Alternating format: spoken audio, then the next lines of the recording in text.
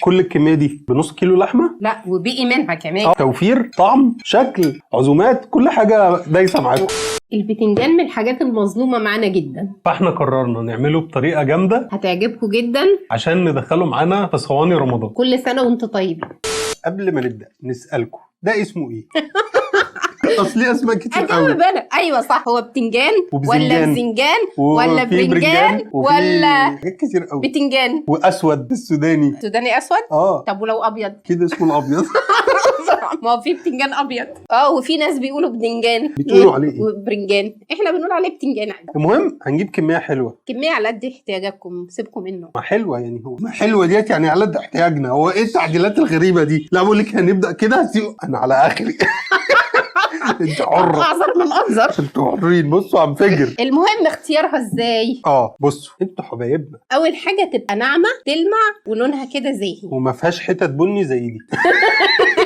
اللي احنا جايبينها دي. لا عادي يعني، ما احنا اتعلمنا. تاني حاجه تبقى صلبه. على فكره البتنجان لو طري قوي ومش صلبه قوي لو طري قوي يبقى مفرغ من جوه وهيشرب زيت، وفي نفس الوقت لو صلب قوي هيبقى مبزر. معلومات بفلوس. نبدا بقى عشان ايه ما نطولش عليكم. احنا طولنا كتير صراحه. مش مشكله يا حبايبنا، قولوا صح. قول بسم الله.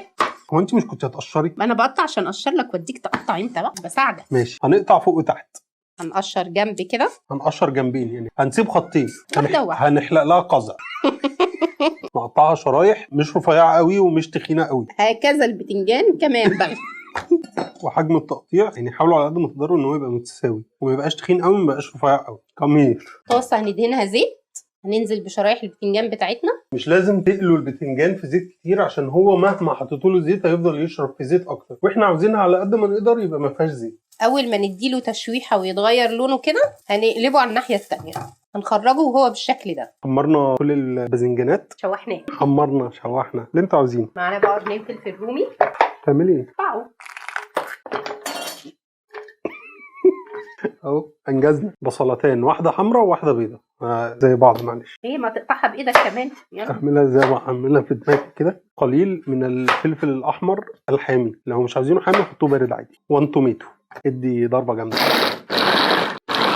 ايه بقى الخلطه الرائعه دي؟ صفيها كويس جدا، وهنحتفظ بالميه السوائل اللي نزلت دي كلها هنستخدمها. نركن الميه على جنب عشان هنحتاجها. ناخد بقى البصل الخلطه بتاعتنا، ننزل عليهم بلحمه برضو الكميه اللي انتوا حابينها، وننزل بالتوابل: ملح، بابريكا، سنه قرفه صغيره، شويه بصل بودر، شويه كاري، شويه بهارات لحمه، فلفل اسود كتير شويه. كمان هننزل بمعلقتين بقسماط بقى ميكس. بقى نسينا اهم مكون، حزمه بقدونس. بس شيلوا اللي هي السيقان يعني شيلوا دول. انا هلبس جوانتي عشان التصوير، بس يبقوا اعملوا بايديكم عادي. هو معظم الناس بتعمل بايديها عادي. بالظبط. لازم تسمغ. لا مش لازم تسمغ، عشان البتنجان هيلمها. ايوه دي مش هتتشوي قليلة الادب، البتنجان هيلمها. هنبدا ناخد قطعه من اللحمه نعملها صباع صغنون كده على حجم شريحه بتنجان، ونبدا نحطها كده. هنجيب الصاج بتاعنا او البايركس. بعد الكفته الصغنون النون اللي احنا عاملينه هنرد بتنجان عليه. انا هشتغل على ايدي يا ماما، تحب تشتغل هنا. نحط هنا ونرله محشي. رله محشي. ايوه محشي بتنجان. انا رايي ما كانش ليها لازمه الجوانتيات دي. انا خلاص فنزاتي اتعودت عليهم، بقوا حبايبي.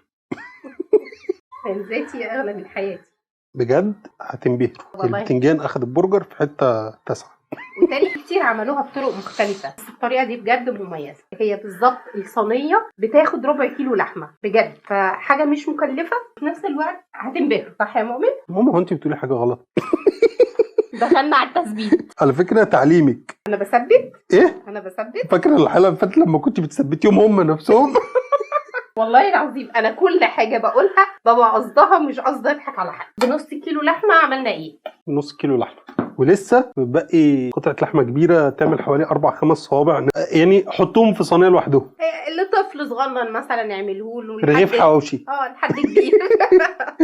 في نفس الطاسه اللي قلينا فيها البتنجان هننزل بشويه، ننزل بحوالي معلقه ثوم كبيره، هننزل بقرن فلفل رومي، وننزل عليهم بالميه اللي صفيناها من الخلطه.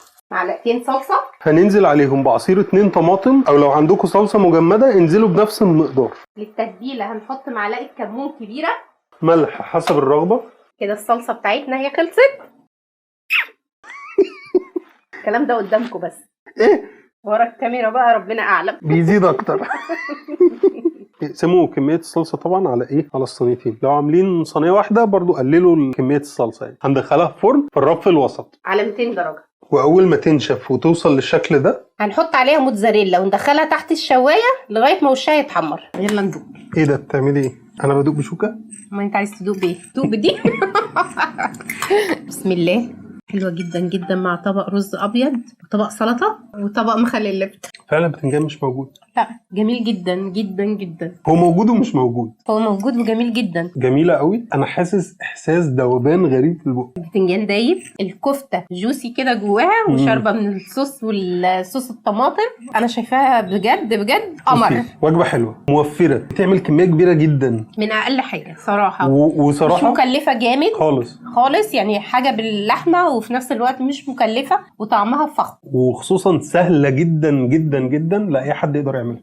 ودوق ما بقى فيهاش اي صعوبانيات. وانت بتدوق كده النكهات مزيكا. وبعدين حاجه كمان، كل الكميه دي بنص كيلو لحمه. لا وبقي منها كمان. صح، وبقى منها الصينيه دي بالظبط بتاخد ربع كيلو لحمه وهي مليانه كفته. مش ربع بقى، كمان حوالي 200 جرام لما متبقي 100 جرام. لان متبقي فيعني حوالي هي توفير، طعم، شكل، عزومات، كل حاجه دايسه معاكم. ممكن كان نعمل حاجه تانية احلى. إيه؟ هي طبعا احنا يعني بنعملها كده، ده افتكاسه مننا ان احنا نعملها كفته وكده. ايه رايك لو كنا عملنا عليها رق بشاميل؟ كده هتبقى تحفتين. كانت تبقى في حته تانية خالص. بجد تبقى عظمه.